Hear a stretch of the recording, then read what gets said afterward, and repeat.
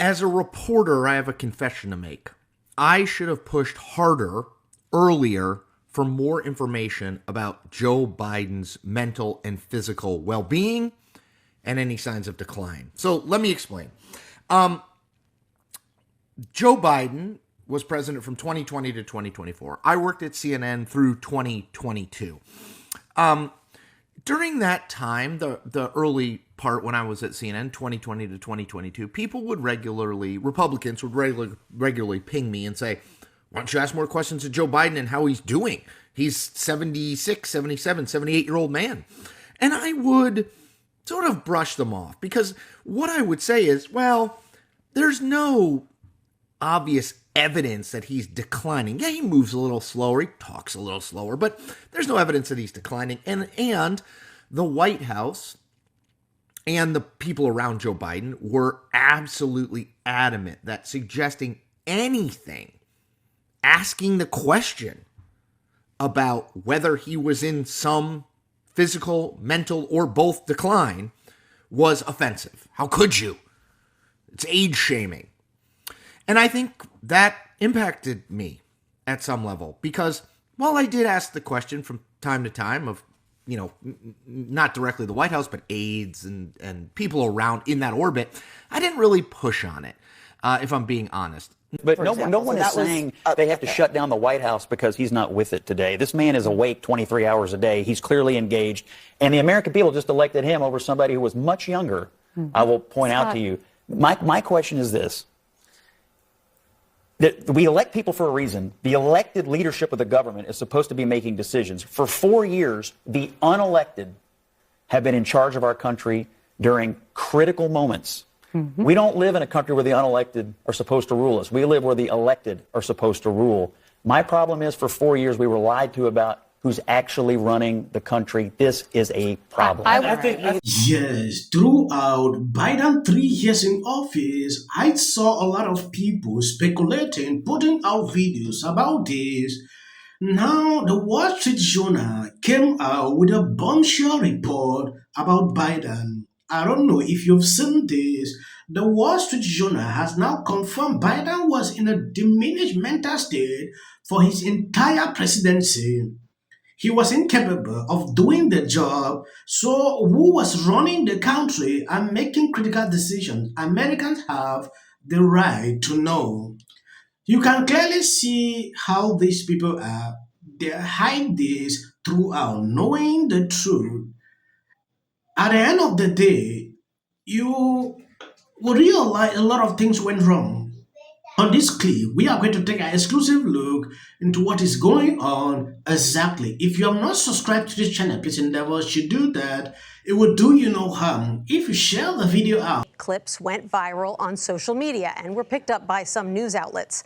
Take a look at this clip, for example. It shows Biden and other world leaders watching a skydiving demonstration before the president is seen walking away and looking in another direction. Outlets claimed that he was sort of just aimlessly wandering away. The clip amassed millions of views within just a few hours, when actually if you widen out, you can see that he was talking to one of the members of the military that was participating in that demonstration. There's a growing and insidious trend in right-wing media, broadcast, print, and social media. It is to take highly misleading and selectively edited videos of President Biden directly from Republican National Committee social media accounts and then use those videos to spread messages virally to cast doubt on President Biden's fitness for office. Here is this headline from the New York Post, quote, Biden appears to freeze up, has to be led off stage by Obama at Megabucks LA fundraiser. The full video posted by Biden finance chair on Twitter shows something entirely different. Biden reacting to applause and then walking off stage with former President Obama.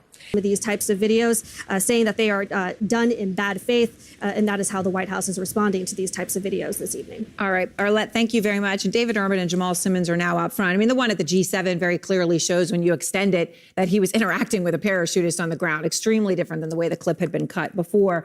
But David Urban, the White House and President Obama are pushing back. Obama saying no, that President Biden did not freeze, that they're friends, that this is not It did not happen the way that it is being portrayed.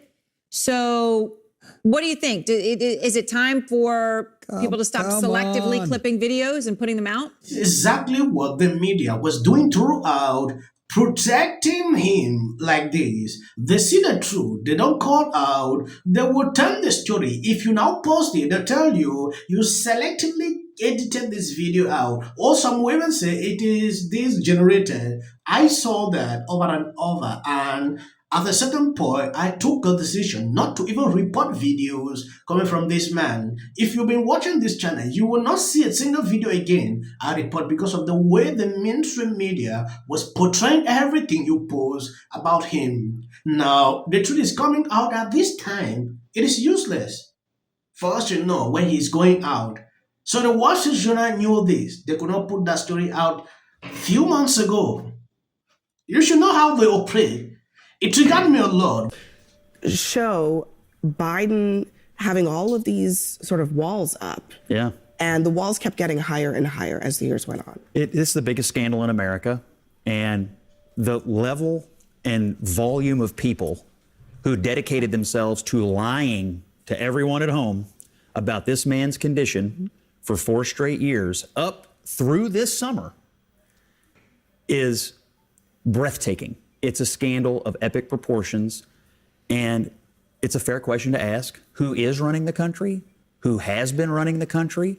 And as I said earlier, if you're worried about Donald Trump's advisors having influence, for the last 4 years, apparently this president, duly elected, but this president was not capable of fulfilling the duties of the office. And his staff and the White House lied about it and kept it from the American people. It's an absolute scandal. As a Democrat, he had a very successful 4 years. Wow.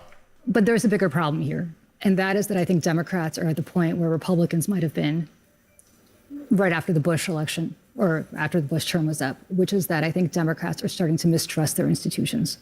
And this goes back to a bipartisan effort to lie us into the Iraq War, not just by George Bush, but also by a lot of Democrats. It has to do with the fact that Barack Obama did not hold anybody accountable after the 2008 crisis, which also happened in George Bush's watch, but he became president. He never threw a hostage on the tarmac from Wall Street. You saw the rise of Bernie Sanders as a result of that, and you saw a lot of institutional Democrats, me included, saying, no, this is not the time. We have to stick with the institution. And I think you have a lot of Democrats now, me included, who are pretty sick of the institution and trusting people in the institution. And this is just one example, most recent example, I think, of people institutionally lying to the American people. And what you're ultimately going to see, and I don't have a problem saying this as a Democrat, is that you're going to see a Tea Party version rise up in the Democratic Party based on the fact that this is yet another marker of people just not trusting our leaders anymore. And I'm sorry to say that, but I think we brought this on ourselves. Yeah, I remember so distinctly when the Wall Street Journal's first story came out and the uproar about it among Democrats and the anger that they were making things up. In this story, they have multiple sitting members of Congress on the record talking about how they hardly ever heard from the president. They're chairman of their respective committee. You take a look at this tweet from Charlie King.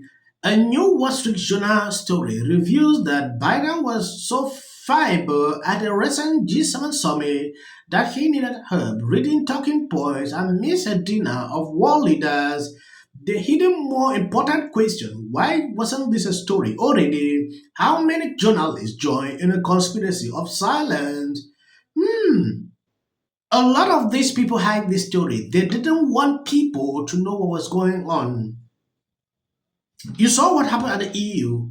I think I did a video about that where world leaders were moving to a certain direction. He was going to his direction until they had to remove him. He is finished. Now, during the campaign, Democrats came struggling to compare him with Trump, struggling to change everything. A lot of people did not fall into that. Now say, oh, Trump is finished, Trump is finished. If you look at Trump, comparing to Biden, you realize Trump is stronger. He is, in fact, he is waxing. There is nothing you can complain about Trump. So they don't even need to hide anything about him. Donald Trump isn't one to let bygones be bygones. The thing that disturbs me is not just that. If you're seeing some videos behind my clips, please, I'm begging on you, That is just for the algorithm. You can stop here. You must not watch to the end. I usually like to pass this information so you should understand why I'm doing so. It is for the algorithm. Sometimes they don't want to recommend videos, so we know they are sick. Just, went like, how dare you? Do you even know what an audit is? And I'm like, women and so many men are theory that a lot of people seem to be coalescing around. They were too woke, insisting that people use the term Latinx. You have to say they. No, you have to do this. Stop with the virtue signaling. Step away from woke. Focus less on who is woke and more on who is broke. I've never seen that. I saw so many liberals getting super excited every time Kamala had a new celebrity endorsement. But we all know for a fact that these celebrity endorsements are not free. Oh, is it true that they paid you $1 million for the endorsement for Kamala? Not true. Now it's time to unite everybody. So, with that, I'm going to shake it off. Figure out a way to say thank you. That guy's name, he's such an absolute prick. I can't stand him. But anyway, Hey there. Not doing great. Terrible night last night. It was a terrible night. What will the rest of us be doing on day one? Bishop Vigano, he says that The election. If I look at the big picture, it doesn't look good. So I'm going to work on this. No matter what's going on out there in the world, of course, the worst things could happen. One I've known, which is every president, who's been really red. The ICE officers across the country. The news is right. Maybe they're civilian drill. Maybe they're all legal. I just find it hard to believe.